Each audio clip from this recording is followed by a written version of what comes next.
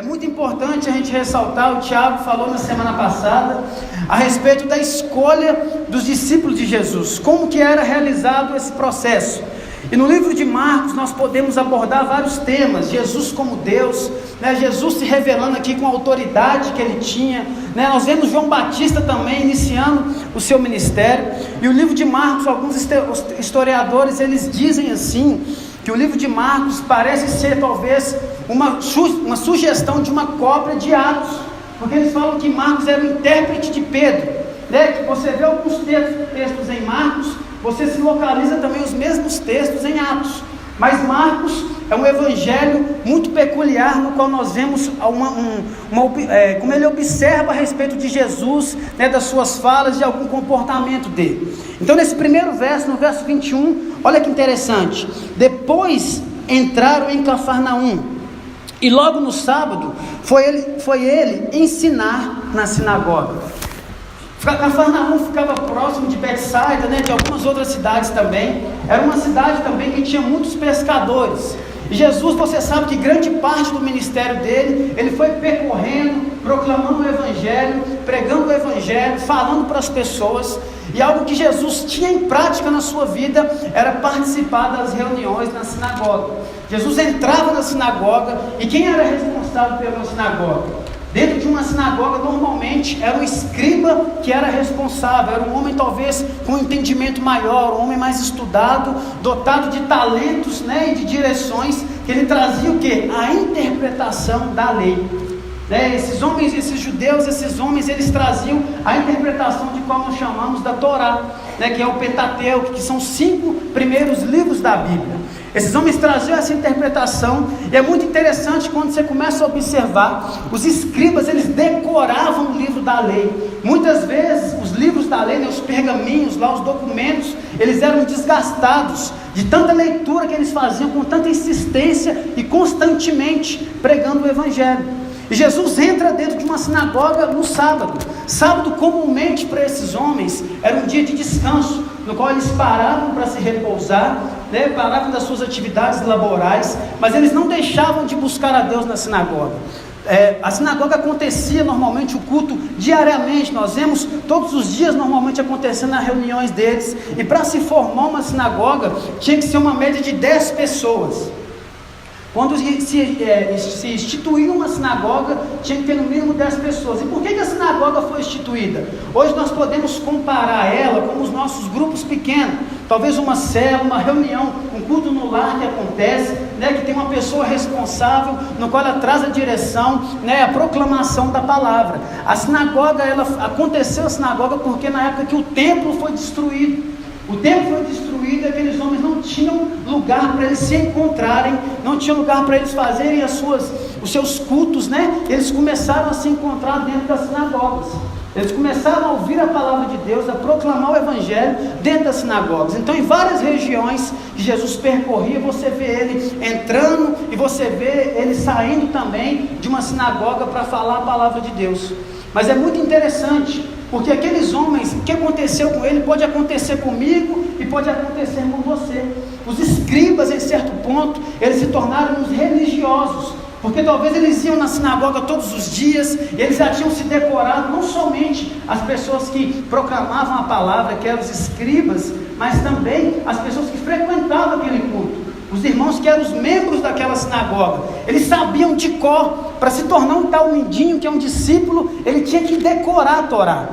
Esses homens já sabiam de tudo. Isso é muito interessante a gente pontuar, porque talvez eu e você, aplicando para nós decoramos alguns textos bíblicos, e normalmente os textos que nós decoramos, a palavra na qual nós decoramos, ela fica muito automática na nossa mente. Nós não observamos as entrelinhas, a aplicação, se aquilo serve para mim agora. Nós corremos o risco de entrar, talvez, sendo religiosos como esses homens.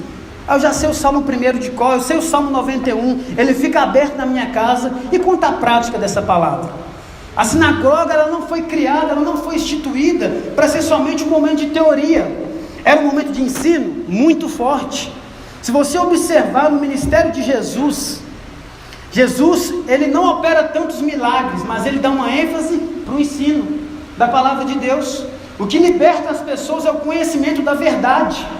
Normalmente alguns milagres são operados em vida de pessoas que não eram discípulos de Jesus. Eram talvez os seguidores de Jesus, pessoas que estavam próximos, se beneficiavam daquilo e iam embora. O discípulo de Jesus, ele não fica focado somente nos sinais e nas maravilhas. Esse texto, ele mostra algo prático de Jesus, libertando o homem do espírito imundo. Mas muitas vezes Jesus entrava na sinagoga, ele começava a explicar o evangelho, e aquelas pessoas ficavam admiradas como esses homens ficaram, porque era algo prático, era algo real. Ele não estava falando de uma teoria, ele não estava falando somente de um ensino, ele estava falando de algo prático. O próprio livro de Marcos é algo que nos traz para ser algo prático, para nós praticarmos, para nós exercermos. Não é uma teoria no qual nós vamos ler aqui e a nossa segunda-feira continua a mesma coisa. A palavra de Deus, ela tem que trazer um impacto no meu e no seu coração, para que quando nós lemos aqui, talvez ali na porta nós já aplicamos ela. Uma pessoa pisa no seu pé, você perdoa ela. Uma pessoa fala mal de você, você conversa com ela e perdoa ela. A palavra de Deus precisa ser prática no meu e no seu coração. Essa é a realidade do ensino de Jesus. Jesus era prático. Ele falava, ele executava, sinais aconteciam, maravilhas aconteciam, e muitas vezes as maiores transformações que nós vemos no Evangelho é de forma interna, não é de forma externa. Os Evangelhos não é só milagres. Jesus operou muitos milagres, mas ele estava interessado nos ensinos, na prática da palavra, na proclamação do Evangelho, no falar, no executar. Vamos ler o verso 22, para a gente ver o que fala. Olha para você ver que interessante. Diz assim, maravilhavam-se da sua doutrina, porque os ensinava como quem tem autoridade, e não como os escribas. A doutrina de Jesus era uma realidade que quando ele abria a boca, os escribas, os seguidores da sinagoga, todas as pessoas que ouviam, eles se maravilhavam. Mas por que isso? O pessoal da sinagoga chegou um tempo que eles começaram a citar os filósofos, começaram a trazer ensinamentos também externos a aderirem à palavra de Deus, e aquilo não estava trazendo efeito de transformação. Talvez eles citavam, se fosse falar no dia de hoje, você falasse, porque Aristóteles diz isso, porque Einstein diz isso, porque fulano diz isso. Tem conhecimento, tem sabedoria nisso? Tem também, mas o Evangelho é muito mais poderoso do que isso. Jesus não chegou com uma novidade, para eles parecia novidade, mas Jesus chegou com o verbo vivo, com a palavra de Deus. Jesus chegou com uma realidade que era a Bíblia pura. Ele não citava talvez outros homens, ele citava do Pai, ele citava do que ele vivia, ele citava da sua rotina, ele citava a palavra. Jesus não citava assim, não, na enciclopédia tal está escrito isso. Jesus não falava isso, ele falava, está escrito, nem só de pão viverá o homem. Ele falou isso para o diabo. Jesus citava a palavra, ele era o verbo, e o verbo se fez carne, e ele habitou entre eles, e habita entre nós, amém? Jesus, ele não trazia nenhum acréscimo para o seu ensino, por isso que as pessoas se maravilhavam. Nós corremos um risco muito grande de querer acrescentar coisas no Evangelho. No Evangelho nada deve ser acrescentado. Não existe revelação maior do que a palavra de Deus. A palavra de Deus é a própria revelação, é a palavra de Deus. Meu irmão, não tem uma revelação que eu não saiba, que o Mateus, o Gabriel, o Tiago, ou qualquer pessoa que está sentada aí no banco não saiba. Não existe nada novo. Existe algo que nós não tínhamos observado, que é o que aconteceu com esses homens. Eles não tinham observado o ensinamento de forma correta. Eles observaram o ensinamento, talvez no livro de Isaías, que eles abriam muito, de forma monótona, de forma repetitiva. Vamos ler que hoje, tem que ler isso mesmo, né? Eu tenho que ir para o culto domingo e tem que ir mais um ponto da série da mensagem. Não é isso. Jesus ia com expectativa, porque ele sabia do que ele estava falando. Ele vivia o que ele estava falando. Não era uma teoria, não era um livro que ficava guardado, irmão. Ele era a prática do Evangelho. Então esses homens, eles se admiravam, eles ficavam talvez transtornados com o ensinamento de Jesus. Isso acontece com a gente nos dias de hoje também. Talvez você não observou, não conhece, e você vai num GC talvez, e a pessoa lê a palavra de uma forma exposta, de uma forma real, verídica. Você fala, mas eu não sabia que estava querendo comunicar isso. Mas é a realidade do Evangelho. Nós não entendemos às vezes o que os textos querem nos comunicar. Isso pode acontecer com a própria leitura da Bíblia, com a própria leitura da palavra de Deus. Eu posso correr o risco, eu e você, nós podemos correr o risco de pegar um texto, e criar um pretexto para nos beneficiar, mas isso não é o Evangelho.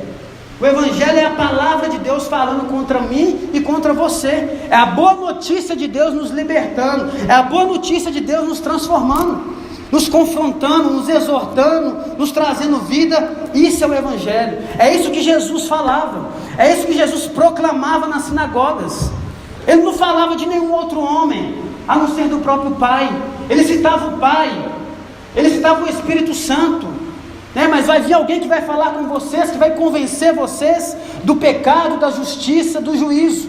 É isso que o Espírito Santo falava, é isso que Jesus falava. Ele não acrescentava nada no Evangelho, não se acrescenta nada no Evangelho. Esse texto ele fala a respeito da autoridade de Jesus, não é a respeito da autoridade do nome de Jesus. Existe diferença.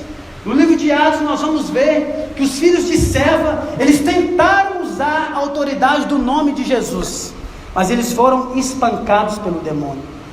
Os demônios colocavam eles para correr. Não é a respeito do nome, é a respeito de você estar em Jesus. Só pode usar a autoridade do nome de Jesus quem está em Jesus, quem está inserido nele, quem sabe quem ele é.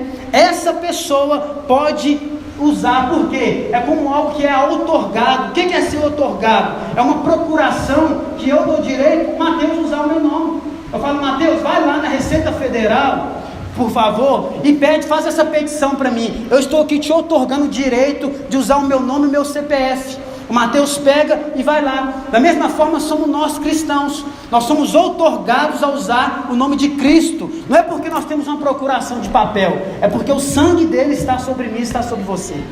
É por isso que nós podemos usar o nome de Deus. Não tem nada a ver com papel, com documento, com uma rosa que você leva para sua casa, com um copo d'água que você põe em cima da geladeira. Tem tudo a ver com o que ele fez pela gente, porque ele morreu por mim, morreu por você. Vamos continuar. Verso 23.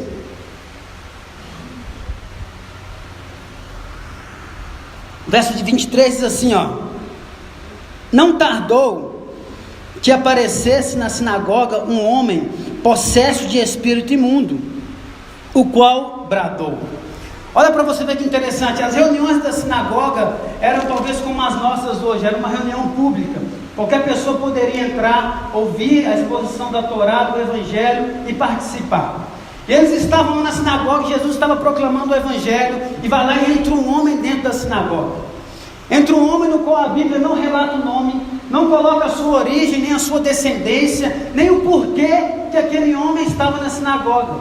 Uma coisa que nós devemos aprender: não foi nenhum membro da sinagoga que ficou possesso pelo espírito imundo. E o que nós aprendemos com isso? Vendo os relatos bíblicos, meus irmãos, é impossível. Nós não vemos a realidade que um filho de Deus, um nascido de novo, pode ser possuído pelo demônio. Se a pessoa tem uma manifestação maligna, isso não é uma realidade, não é uma brincadeira e não é uma mentira, isso acontece. Nós temos que averiguar a respeito do nascimento dessa pessoa, porque nós não vemos nos relatos bíblicos as pessoas se manifestando, sendo possessas pelos espíritos malignos e sendo manifestadas pelo diabo. Nós não enxergamos isso. E uma coisa que nós precisamos observar e aprender, e que existem algumas diferenças também. Jesus expulsou o espírito imundo desse homem, mas muitas vezes nos nossos dias hoje, nós confundimos reações psicóticas, psicológicas com manifestação de demônio. São coisas totalmente diferentes, que talvez a sua reação possa ser parecida. Alguns efeitos são parecidos, algumas reações, elas são parecidas. Nós vemos talvez pessoas tendo uma convulsão. Eu não sei se você já presenciou isso. Uma vez eu fiz um atendimento emergencial de um jovem em convulsão. Ele parecia que estava possesso de demônio. A sua boca começou a espumar. E a orientação dos primeiros socorros é você colocar de lado, segurar a cabeça e o corpo para não debater, que vai passar. Provavelmente essa pessoa esqueceu de tomar o seu medicamento controlado, e ela vai ter uma manifestação dessa. Ou então ela misturou com álcool, com a bebida, ou tomou 2 substâncias que trouxe uma reação para essa pessoa. É muito diferente um surto psicótico de uma manifestação de demônios. Nós temos que pedir a Deus discernimento para nós entendermos isso, porque o efeito psicótico é tratado no psicólogo, né? Talvez a pessoa é psiquiatra, talvez a pessoa ela precisa de ser amarrada, ela precisa de ser dopada no momento na veia. Isso é tratado, meu irmão, com medicina, com o SAMU. Você vai ligar para o SAMU, vai lá e vai atender a pessoa e vai socorrer ela. Vai socorrer. Nós precisamos de discernimento para isso. Agora, uma pessoa endemoniada, ela precisa ser tratada com a autoridade de Jesus. Não é autoridade somente no nome de Jesus, é a autoridade que Jesus te dá. Quando você ora e põe as mãos, ou repreende o espírito maligno sobre uma pessoa, não é você. A pessoa não respeita o André, a pessoa respeita a autoridade que o André tem.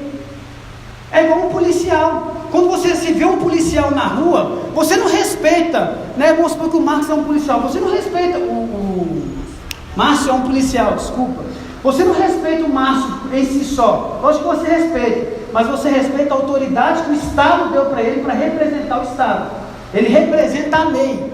Da mesma forma somos nós. Quando nós estamos diante de uma situação, né, de uma pessoa endemoniada, nós representamos Jesus. E com Jesus o demônio não tem vez. Nós não vemos Jesus pegar o microfone e entrevistar aquele demônio, perguntar talvez qual é o nome dele.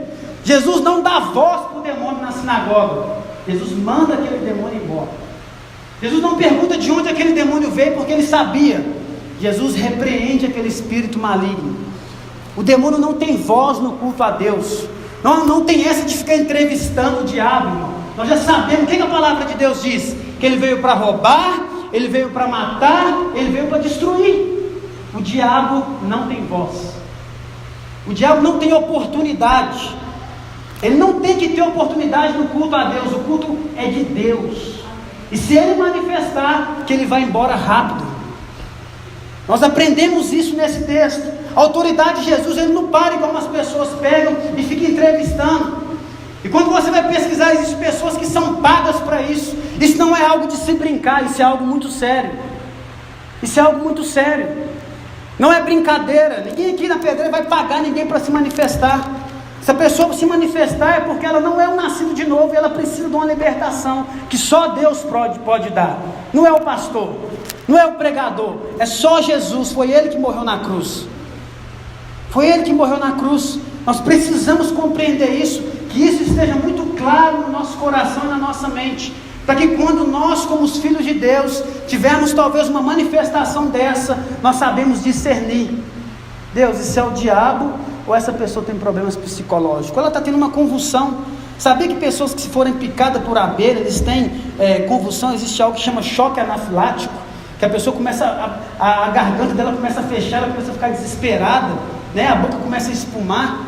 Eu não sou médico não, irmãos, mas eu tenho um pouco de conhecimento por causa da área de segurança de primeiros socorros. Nós precisamos de ter discernimento disso, porque se uma pessoa tiver com choque anafilático, Deus pode operar? Pode, mas ela precisa de uma intervenção medicamentosa, para que as vias dela aérea sejam liberadas, para que ela possa respirar, e não precisa de furar, né, seu pescoço para fazer uma traqueostomia, que chama? Furar aqui para a pessoa respirar. Nós precisamos ter discernimento, porque uma pessoa pode morrer, nós achamos que é demônio e talvez é um problema psicológico, ou alguma coisa que aconteceu no organismo daquela pessoa, que ela teve um mau comportamento, né? Aconteceu algo na vida dela. Existem exames que fazem isso. Existe exame eletrocefalograma, né? Ele detecta isso na vida de algumas pessoas. E tem tratamento. Nem tudo é demônio. Às vezes pode ser doença, mas esse homem, ele estava endemoniado. Ele entrou desavisado dentro da sinagoga. Eu não sei por quais motivos aquele homem entrou, mas eu aprendo nesse texto que a entrada daquele homem na sinagoga foi para Deus, para Jesus, na verdade, dar uma aula prática de poder para aqueles homens que estavam lá. Eu creio que aquilo foi proposital, porque Jesus não deixaria acontecer aquilo à toa. Aquilo foi proposital para mostrar que o Evangelho também é poder de Deus. Não é só uma teoria, irmão. O Evangelho também se manifesta em poder. Não somente em expulsar demônio. Você prefere que uma pessoa seja expulse um demônio dela ou que ela seja salva? Porque talvez a salvação, nós não vemos coisas externas se manifestando inicialmente, mas é muito mais importante. Por isso que Jesus, ele expõe o Evangelho pensando o quê? No coração daquelas pessoas. Ele estava interessado em salvar, em transformar a vida do indivíduo. Não é trazer uma libertação simultânea, porque aquele homem foi embora. O que aconteceu com aquele homem? O que é mais importante para você? O que tem que ser mais importante para nós? Eu prefiro ser transformado pela palavra de Deus, porque eu não vou manifestar o demônio, porque na Bíblia não me relata sobre isso, que o salvo, o nascido de novo, o homem cheio do Espírito Santo, ele manifesta os frutos do Espírito, ele não manifesta as obras da carne. Amém? Vamos dar continuidade. Versículo 24, esse homem diz assim, que temos contigo, Jesus Nazareno, vieste para perder-nos? Bem sei que és o Santo de Deus. Esse homem, o único momento que ele tem voz, o único momento que esse espírito imundo que estava possado desse homem tem voz, esse espírito imundo não diz a respeito de sujeira, desse homem está com caraca, desse homem está sujo, se diz a respeito da imundícia dos demônios. Ele estava imundo pelos demônios, essa era a realidade dele. Ele perguntou: o que temos contigo, Jesus? Ele já estava desesperado, tipo assim: Jesus, o que você está querendo comigo?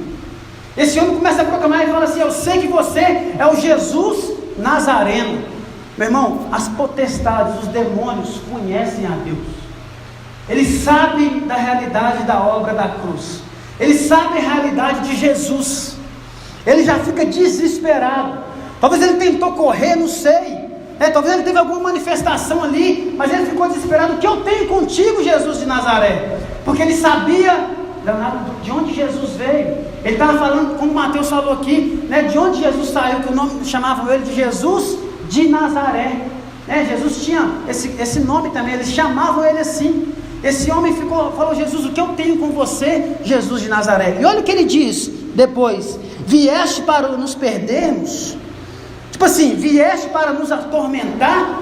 Eu sei que quando só basta uma palavra sua, o bicho vai pegar, nós vamos ser expulsos desse corpo. O que você veio fazer com a gente? E olha a declaração de Satanás, através desse homem, bem sei que és o Santo de Deus. Meu irmão, Satanás, o diabo, reconhece a autoridade e a santidade de Deus. Ai de nós, o diabo conhece o atributo de Deus, que é ser santo. Ele sabia, fala assim: eu sei que você é santo, basta uma palavra sua e tudo aqui vai se acabar. Talvez o show que eu ia dar vai se acabar. E por isso que a importância da gente estar em Jesus. Nós não estamos na força do nosso braço, nós estamos na força do Santo de Deus, do homem que não teve pecado, que aquele que não conheceu o pecado, se fez pecado por mim e por você, para que nele fôssemos feito justiça de Deus. Meu irmão, Jesus é santo, assim como o Pai é santo, o Filho é santo, o Filho é a imagem do Pai, e nós precisamos ser a imagem de Jesus. O diabo reconheceu: você é o santo de Deus, o que você está fazendo aqui? O que você quer de nós? Jesus começa a dar uma aula prática para aqueles homens que estavam na sinagoga. Eu imagino talvez os olhos dos escribas, dos membros daquele lugar, falando: agora o bicho vai pegar. E quem é esse cara que está aqui?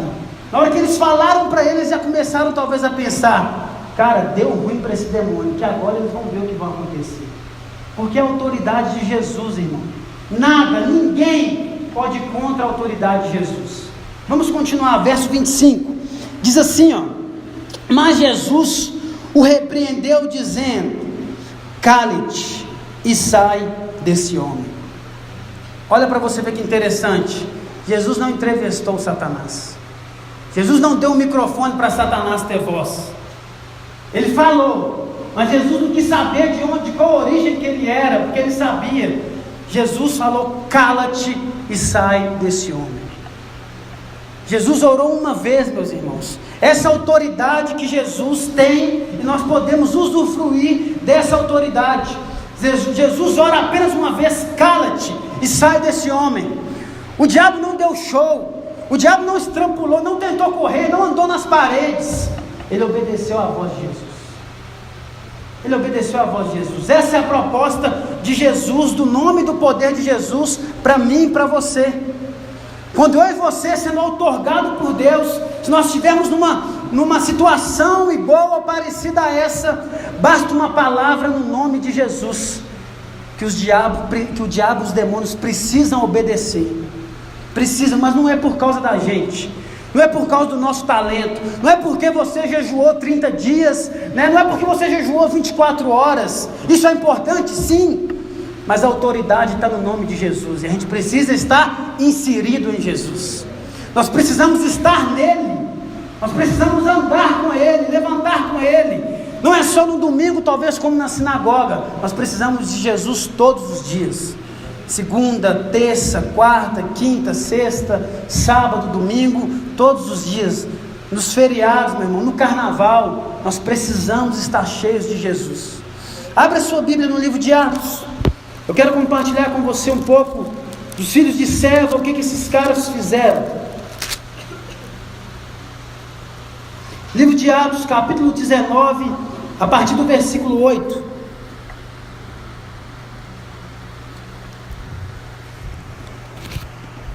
Todo mundo achou? Amém? Olha para você ver que interessante.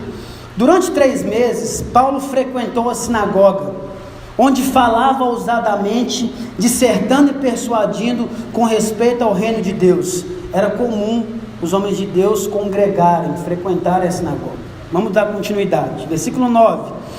Visto que alguns deles se mostravam empedernidos e descrentes, falando mal do caminho diante da multidão, Paulo, apartando-se deles, separou os discípulos, passando a discorrer diariamente na escola de Tirano. Durou isto por espaço de 2 anos, dando ensejo o que todos os habitantes da Ásia ouvissem a palavra do Senhor, tanto judeus como gregos. E Deus, pelas mãos de Paulo, fazia milagres extraordinários, a ponto de levarem os enfermos, lenços e aventais de seu uso pessoal, diante dos quais as enfermidades fugiam das suas vítimas e os espíritos malignos se retiravam. E alguns judeus exorcistas ambulantes, tentando invocar o nome do Senhor Jesus sobre os possessos de espírito maligno, dizendo: enconjuro-vos por Jesus a quem Paulo prega. Os que faziam isto eram 7 filhos de um judeu chamado Seva, sumo sacerdote. Mas o espírito maligno lhes respondeu: conheço a Jesus e sei quem é Paulo, mas vós quem sois? E o possesso do espírito maligno saltou sobre eles, subjugando a todos, e de tal modo prevaleceu contra eles, que desnudos e feridos fugiram daquela casa. Olha para você ver que interessante. Paulo estava pregando lá na sinagoga, e ele foi para a escola de Tirano, e ele discordava de algumas coisas que eram ensinadas naquele lugar. E Deus usava muito Paulo para milagres, para curas, para as maravilhas, que até os objetos, os lenços dele, os paletós dele, se passavam pelas pessoas, e as pessoas eram curadas. Nós vemos isso no relato bíblico. Não é vender lencinho, é poder mesmo. É poder. Paulo não comercializava a fé dele, Paulo praticava a fé dele.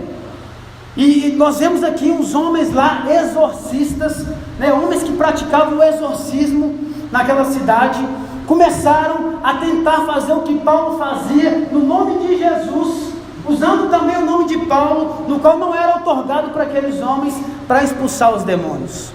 E olha o que aconteceu no texto. Os demônios, as pessoas que estavam possuídas pelo demônio, pegou o pessoal e deu neles um couro. Deixaram os caras, os 7 filhos de Seva, sumo sacerdote, pelados. Deixaram eles pelados porque sabiam que eles não eram ligados a Jesus. Os caras já chegaram assim: não, o Deus de Paulo, no qual nós conhecemos, aqui Jesus, nós queremos te expulsar em nome de Jesus.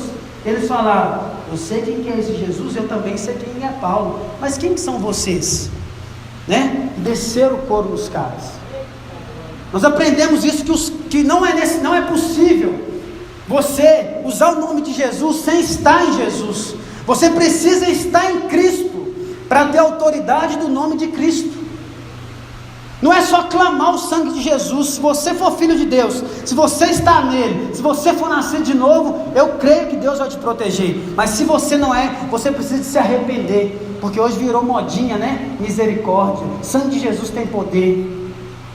As pessoas falam muito isso, lá no meu trabalho fala isso, na faculdade fala isso, dentro do MOV fala isso, mas as coisas não acontecem, porque as pessoas não estão em Cristo. Elas não estão em Cristo. E talvez pode acontecer igual aconteceu com esses homens. Uma vez me fizeram uma ligação, meu irmão, para mim e para um amigo meu, falaram: André, tem um cara aqui que está quebrando a casa toda, vem aqui vocês dois. Aí até brincava com ele, falei assim: velho, você não me chama para comer, mas para expulsar demônio você me chama, né? Aí a gente foi lá, chegamos lá meio com medo. Falei: cara, o cara está quebrando o quarto, a porta trancada. E a gente começou a orar, clamar naquele lugar. A gente chegou lá e conversamos com o cara, oramos pelo cara, mas na verdade aquele cara estava tendo um surto, ele não estava endemoniado. Depois nós tiramos, porque nós ouvimos que era demônio, mas depois nós vemos e chegarmos e conversar, era um surto que ele estava tendo, não sei por qual motivo, mas ele estava tendo um surto. E a gente falou: leva ele para o médico, vai levar ele para o Sersan, né? Vai levar ele no psiquiatra. É disso que ele precisa. Nós vamos orar, nós vamos clamar pela vida dele, mas ele precisa de médico. Ele precisa de médico. Nós temos que ter esse discernimento, irmãos. Nós precisamos ter esse discernimento da diferença disso, porque senão nós vamos cair em ciladas. Porque um demônio não agride um filho de Deus, um surtado agride. Um demônio não agride um filho de Deus com autoridade no nome de Jesus. Ele vai se prostrar diante do nome de Jesus e vai sair. Agora, uma pessoa com surto, ele vai nos agredir. Vai nos agredir. A pessoa está transtornada, né? A pessoa está com problemas mentais, né? Está com uma situação que precisa de medicina. Às vezes as pessoas chegam até a amar essas pessoas, dependendo do grau que ela está. Nós precisamos compreender isso, isso é muito importante, porque senão nós vamos gastar energia em pessoas surtadas, vamos desperdiçar, né? Não vamos gastar energia talvez em pessoas que precisam ser libertas. Isso não são os filhos de Deus. Se um dia você, alguma pessoa que se considera crente, ficou endemoniado, avalie você, sonde o seu coração, peça a Deus para te ajudar, porque na Bíblia nós não temos isso. Nós temos um surto na Bíblia, no livro de Daniel, que é o rei Nabucodonosor, que ele teve um surto, que ele comeu capim. Onde você já viu um rei comer capim? Ele surtou. Nós precisamos compreender isso. Nós precisamos, o diabo domina a pessoa de tal forma que ela pode fazer isso, sim, mas ele teve um surto. Quem me passou essa informação foi um psiquiatra. Eu perguntei a ele falou: cara, isso aqui foi um surto. Falei: obrigado pela informação. Nós precisamos compreender isso. São coisas totalmente diferentes, extremas, e são muito perigosas para mim e para você, tá bom? Mas nós clamamos para que o poder de Deus te cubra em todas as situações, amém? Seja um surto, seja um demônio, se você é um filho de Deus, Ele vai nos guardar em nome de Jesus. Vamos continuar, vamos voltar lá para o livro de Marcos, versículo 26, né? 26. Então o espírito imundo, agitando violentamente e bradando em alta voz, saiu dele. O espírito imundo, depois de ouvir a voz de Jesus, ele não teve outra reação a não ser obedecer a Jesus, obedecer a palavra de Deus, obedecer o que Deus falou. E se Deus falou, meu irmão, sai em nome de Jesus, eu te ordeno. Nós podemos ter essa autoridade também, nós podemos usufruir disso. Você não precisa ligar para o pastor. Já viu pessoas que ligam para o pastor para expulsar demônio por telefone? É crente frouxo, porque o nascido de novo, ele compreende a justificação na vida dele, expulsa em nome de Jesus. Não há diferença de autoridade, de ser otorgado um poder para a minha vida e para o membro que está sentado na cadeira, porque nós estamos usando o único nome, que é o nome de Jesus. Nós estamos usando a autoridade que Jesus deu, não é passar autoridade. Você me autoriza? Não existe isso, irmão. Jesus nos deu essa autoridade, Ele praticou essa autoridade. Se alguém ficar endemoniado perto de você, e você for nascido de novo, expulsa em nome de Jesus. Expulsa, você tem e nós temos essa autoridade. O Evangelho não é somente uma teoria, o Evangelho é poder de Deus. É poder de Deus. Nós precisamos crer nisso. Talvez você vai precisar um dia de orar dentro do metrô, dentro do ônibus ou lá no seu trabalho.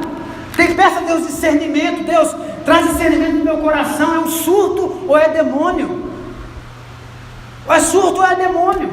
Essa semana eu vi uma reportagem na Itália. Eles vão dar um curso agora de 40 horas para os professores expulsar demônio, exorcizar as pessoas. Digita aí no Google, curso para expulsar demônio na Itália. Esses caras estão brincando, eles não sabem o que eles estão fazendo. Não existe curso, irmão. Você é salvo, você é filho de Deus e você usa a autoridade de Deus. Não existe curso para expulsar demônio. Não existe isso. Essas pessoas estão achando que eles vão resolver essa situação, e talvez eles estão tão equivocados que talvez possam ser surtos psicológicos, e talvez pode ter demônio também, tudo misturado. E se esses professores não for filho de Deus, vai dar treta. Talvez, imagina, eu fiz o curso de 40 horas, coloca lá no seu currículo. Não existe isso. Jesus não propôs isso para a gente. O que Jesus propôs para a gente? Toda autoridade na terra é me dada. Vai lá, prega o Evangelho, expulsa demônio, batiza. Essa é a proposta de Jesus. Não é um cursinho de 40 horas de extensão. Não é uma orientação de um profissional exorcista. Não é isso. É poder de Deus. Você não precisa de curso. Você precisa de ter temor no seu coração e entender a autoridade que Deus te deu para expulsar demônio. Porque se você falar, meu irmão, diante da autoridade de Jesus, vai acontecer. Vai acontecer. Já aconteceu comigo, com várias pessoas aqui. Na quarta-feira, uma moça estava aqui e o Mateus orou por ela sozinho. E essa moça foi tocada por Deus, por causa da autoridade de Deus. Não é por causa do Mateus, não é por causa de mim. É por causa de Jesus, amém? Quando o demônio olha para você, ele não vê você, ele vê Jesus. Essa é uma realidade. Essa é uma realidade na nossa vida. Vamos continuar. Versículo 27, desculpa. Todos se admiraram a ponto de perguntarem entre si: que vem a ser isto? Uma nova doutrina? Com autoridade ele ordena aos espíritos imundos e eles lhe obedecem. Meu irmão, isso aqui é muito preocupante. Talvez nessa sinagoga nunca aconteceu uma manifestação de demônio, porque aqueles caras viram uma aura prática de Jesus. Eles ficaram tão atemorizados que eles falaram: será que é um novo ensino? Será que é uma nova doutrina? Não, irmãos, era o que eles liam talvez todos os dias, mas eles não criam e não praticavam. Aquilo virou apenas talvez um momento deles chegarem: deixa eu bater o ponto aqui na sinagoga, aqui na biometria, vou ficar lá 2 horas, vou levantar, cantar, sentar, orar e vou embora para minha casa. Vou ouvir a palavra de Deus. Meu irmão, não é normal. Um culto onde a exposição bíblica, onde o Evangelho é apresentado, alguma coisa acontece. Não talvez uma manifestação demoníaca, mas algo dentro de você tem que rasgar. Eu e você, nós temos que vir aqui todo domingo, quarta-feira, sábado, no GC, no seu devocional diário, com a expectativa que Deus vai falar com você. Que você não está diante do presidente, que você não está diante do rei, você está diante dos reis dos reis. Você está diante do próprio Deus, do Todo-Poderoso. Essa tem que ser a nossa expectativa, senão nós vamos ficar como aqueles homens da sinagoga. Eu creio que nós podemos crer que milagres, coisas maravilhosas vão acontecer no nosso meio. Vai ser natural no sentido de ter uma frequência que vai acontecer, mas que nós não vamos ficar espantados, porque nós conhecemos o poder de Deus. Eu e você, nós não temos que ir atrás de um lugar que está acontecendo algo. Nós precisamos ter fé e crer que está acontecendo algo. Porque se não está acontecendo algo, existe algo de errado dentro do nosso modo de crer, do nosso modo de pensar. Existe algo de errado na nossa fé. Porque a palavra de Deus é a realidade de poder, de autoridade, de maravilhas, de transformação. Como Mateus falou, daquele que não rouba, daquele que roubava não rouba mais, daquele que mentia não mente mais, é das nossas postagens no Instagram, no Facebook, né, das nossas frases mudarem. Não é aquela coisa melancólica de ficar talvez com inveja. Essas coisas não devem acontecer entre os filhos de Deus. Se acontecer, está algo de errado entre mim e entre você. Nós devemos questionar o nosso cristianismo, se isso está acontecendo com o nascido de novo, ou que fala que é nascido de novo. Nós precisamos avaliar contra isso. Isso não é normal. O poder de Deus é sobrenatural, mas que ele seja uma realidade no nosso meio. Nós vamos compartilhar milagres aqui, irmãos, em nome de Jesus. Coisas sobrenaturais que não está em nosso alcance. Tem coisas já acontecendo na vida das pessoas aqui. Tem coisa na sua vida, na minha vida. Nós estamos aqui hoje, já é uma maravilha. Eu e você estar sentado aqui ouvindo a palavra de Deus, já é um milagre. Já é um milagre, porque eu e você, nós somos rebeldes por natureza. Nós deveríamos estar lá no carnaval. Talvez você queria estar lá na banda mole, mas Deus te trouxe aqui. Amém? Deus fez você nascer de novo. Ele te resgatou do inferno e te trouxe aqui. Você não é melhor do que ninguém que está lá, mas você é um escolhido de Deus. Vamos continuar. Verso 28 diz assim: então correu célere a fama de Jesus em todas as direções, por toda a circunviança da Galileia. O que Jesus não gostava era de marketing. Nós somos marqueteiros, né? Nosso culto, o Felipe já está postando ali, né, no story lá, eu falando, talvez você adorando. Nós somos marqueteiros, irmãos. Nós gostamos talvez de expor. Isso é importante, mas Jesus, ele não fazia marketing. Jesus falava assim, ó, deixa eu te falar um negócio, estou te curando aqui, não conta para ninguém não. Mas parece que as coisas acontecia um efeito reverso. Quanto mais Jesus falava para as pessoas não contarem, a fama dele se espalhava por toda a Galileia, toda a Judeia, até os confins da terra. Jesus falava para aquelas pessoas, para aqueles homens que ele curava e eram transformados. Deixa eu te falar, eu estou te curando, mas não conta para ninguém não. Não fala para ninguém não, mas o negócio era viral. Esses vídeos virais que acontecem, a fama de Jesus é viral. Por mais que você não conte, as pessoas vão observar. Talvez aquele homem ficava endemoniado outras vezes. E aquele homem talvez se apresenta para a sua família, para os seus amigos de forma diferente. E qual que é a pergunta que a gente faz? O que aconteceu com você? Aquele homem falava, cara, eu encontrei um cara que eu entrei numa reunião, ele falou só um negócio, não me entrevistou, não fiquei machucado, não me arranhou, e eu fui liberto pelo nome de Jesus.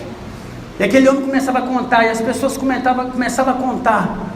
Nós precisamos ser marqueteiros de Jesus, não das nossas próprias prioridades. Nós postamos, nós fazemos tantas coisas, mas nós precisamos glorificar a Deus em tudo que a gente faz. Tudo que a gente faz, irmão, nós precisamos ter essa consciência de glorificar a Deus. Isso é muito natural. Se as pessoas não estão te perguntando acerca dos seus comportamentos, talvez exista alguma coisa errada. Porque talvez você bebia, você se embriagava, talvez lá no seu trabalho os caras falam, e hoje é happy hour, vamos tomar uma? Aí é hora de você ser o marqueteiro de Jesus. Cara, eu encontrei um homem que ele mudou a minha vida. O cara vai até estranhar, você vai falar assim, cara, Jesus transformou a minha vida. E a fama dele vai se espalhando. E o evangelho vai se propagando até os confins da terra. O evangelho, a boa notícia é isso. E você vai falar assim, cara, eu encontrei um cara que se você encontrar e se entregar a sua vida para ele, você nunca mais vai ser o mesmo. Essa tem que ser a nossa propaganda para Jesus. Tem que ser real na nossa vida. A pessoa tem que olhar para você. Talvez eu vejo isso acontecendo pouco hoje. A pessoa tem que olhar para você. Já aconteceu comigo várias vezes. A pessoa não conversa com você. Ela pergunta, você é crente? Porque o seu semblante é diferente, irmão. Não é porque você está maquiado com Mary Kay. Não é porque você está vestindo uma roupa de marca. É porque você é diferente. É porque você e eu, nós temos a luz de Cristo, amém? É porque nós somos transformados. Nós vamos resplandecer a glória de Deus. Nós vamos mudar o lugar que a gente convive, não é por causa da nossa força, é por causa da glória de Deus. As pessoas vão deixar de falar piada do nosso lado, porque elas vão respeitar a santidade de Deus na nossa vida. Nós precisamos crer nessa realidade. Talvez isso está distante, mas isso é poder. É porque as pessoas estão vendo Jesus na sua vida e na minha. Amém? E o que a gente pode concluir desse texto é que esse texto, irmão, traz algo muito prático para mim e para você, para nós usufruirmos e usar o poder de Deus, porque nós temos uma autoridade no qual foi nos outorgada, e não é por causa do pastor, e não é por causa dessa igreja, e não é por causa que você orou, leu a Bíblia já todo esse ano, 5 livros, é por causa de Jesus. A conclusão que eu tiro desse texto é isso, que nós temos autoridade no nome de Jesus, no poder de Deus, amém? Fica de pé no seu lugar para a gente orar. Você pode aplaudir Jesus? Glória a Deus. Deus é poderoso. Vamos orar no nosso lugar. Feche os seus olhos, coloque a sua mão sobre o seu coração. Pai, obrigado, Deus. Nós agradecemos nessa noite, Pai, pela exposição da Tua palavra, Deus. Pega a sua Bíblia, irmão. Pai, agradecemos ao Senhor pela exposição do Evangelho, que é poder de Deus, Pai.